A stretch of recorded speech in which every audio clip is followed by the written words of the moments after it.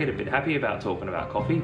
I start talking about, you know, the natural process of them raising on the tree and the fruity flavour being imparted, and the wash coffee just being fermented overnight and unadulterated and blending it together. Like I think about the quality of life that the growers get to have, and then but I don't know what people think. I built a coffee cart a long time ago, and just because that was the resources I had, and I knew how to weld, and I had a bit of scrap about, and an old fella to help teach me, and I just wanted to work for myself.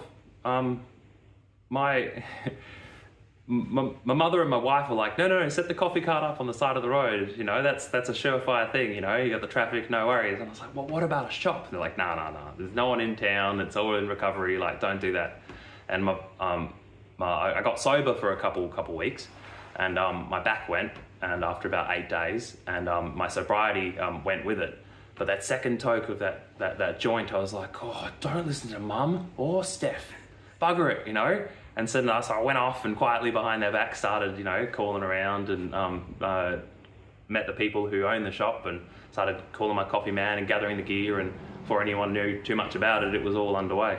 And to have my coffee maker who come from the growing industry, which is usually baristas become roasters. So to have a grower who travelled to South America and was deep involved in it, being my teacher and my mentor and my coffee guru, I do want to see us keep going forward. I don't want us to poison our rivers and shit where we eat, and you know, like it's about not just, you know, input in, waste to the side, and keep the money counter ticking up, but keep it going round. On every level we can keep the circular economy going, you know, like the product comes from the area, it gets used, the waste gets reintegrated into biological systems of fertilizing it back again, and it's rather than just having a waste economy, like there's no such thing as waste, you know.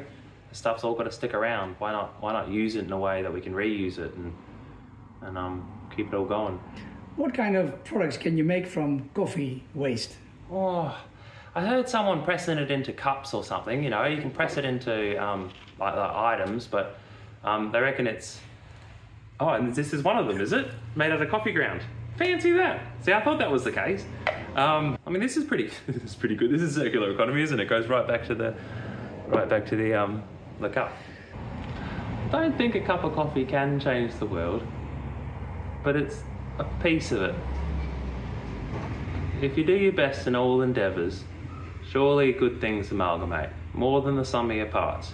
So if the coffee is made well, and you're paying your staff good, the environment that people come in are warm and welcome, and the chicken's not made from some torture factory, you know, it's all the things that add up.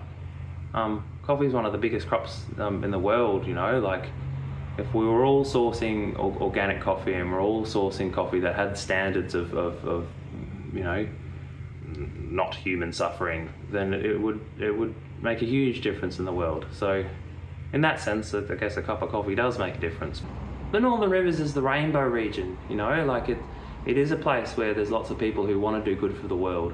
We're also economically challenged, you know, like there's a lot of people with big housing crisis, and single mums are quite prevalent around here, and it's the coffee shops that you get together, or where people meet community and things spread and spawn, you know.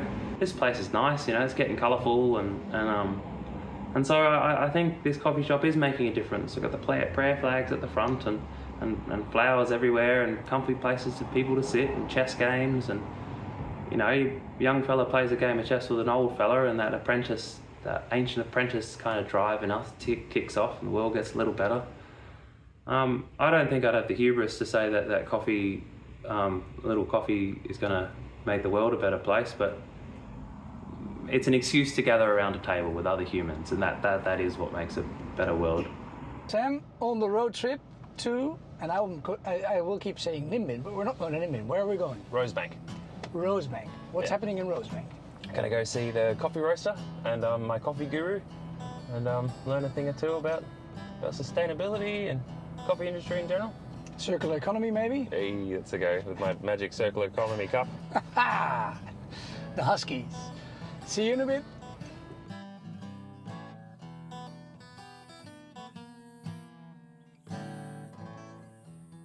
This is my roastery. You know, when I first got up here, there was a real, you know, kind of evolution of my thinking on this, because one of the first things I realised when we got up here, we were dead poor, is that, you know, I couldn't eat my ideology, man. That wasn't going to feed me. You know, there were a lot of things that I had to readjust the way I look at things. And the specialty industry, you know, in the early 2000s was 1% of the global coffee industry. So you're talking, you know, mega billion dollar industry, and we're operating in that 1% at the very top of that pyramid. But more than that, we were aiming for the top 1% of that 1%. You know, we were talking tiny fractions of the global market that we were aiming at. So my business was built in Nimbin. You know, it was the first Australian coffee that you could buy there, produced in a farm that's 5 kilometres out of town. Everyone loved that and they supported that. But then when I switched into the organics, you know, it was a kind of natural progression. If I couldn't continue to deliver the quality that all these people, you know, had come to accept. And Nimbin changed the world. You know, it was right because of the farm up there and the people that came through and everything. It changed the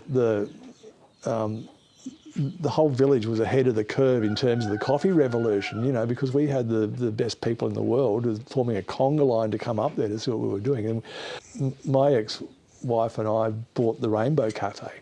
We needed somewhere to be able to take visiting, you know, coffee luminaries. Previously I had my coffee roasted by my guru in Sydney, but the problem with having your coffee roasted by someone who has a world-leading facility in terms of quality and ensuring quality and delivering quality is you can't step out of that system. You can't just, you know, go and buy an old roaster and set up and hope you're going to match that quality. You're not. So everything that I've done here was about trying to use the same templates and the same methods and the same philosophy that my guru has always roasted my coffee with. So it's very much a miniaturised, you know, smaller scale version of what he's done. I'm just going to load up one particular origin here.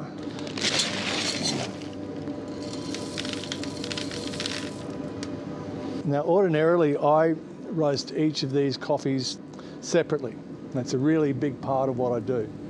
So rather than mixing up a whole bunch of these and then roasting them all together, that's a really serious compromise in my mind. You know, each of these coffees needs a different profile and a different finish and start temp and all that. So we drop it out of our cooling tray. This is a de-stoner, which managed to separate out any stones.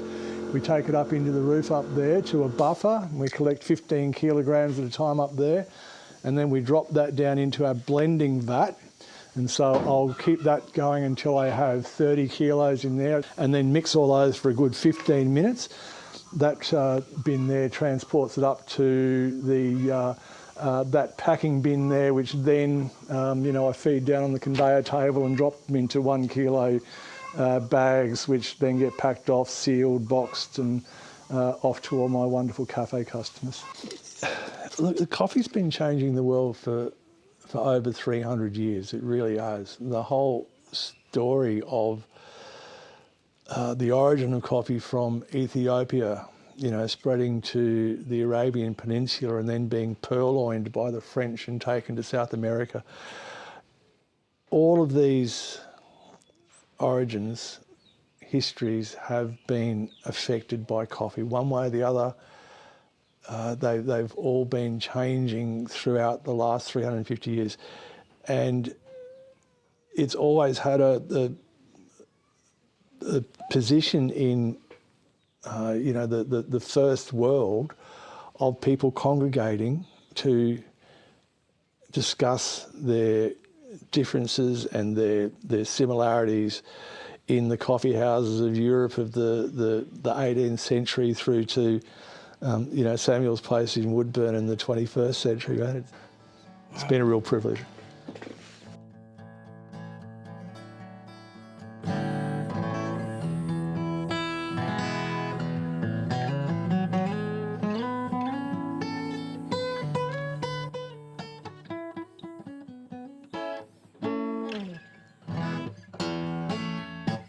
I'd like to sit around and play guitar all day, but I'm not going to pay my bills.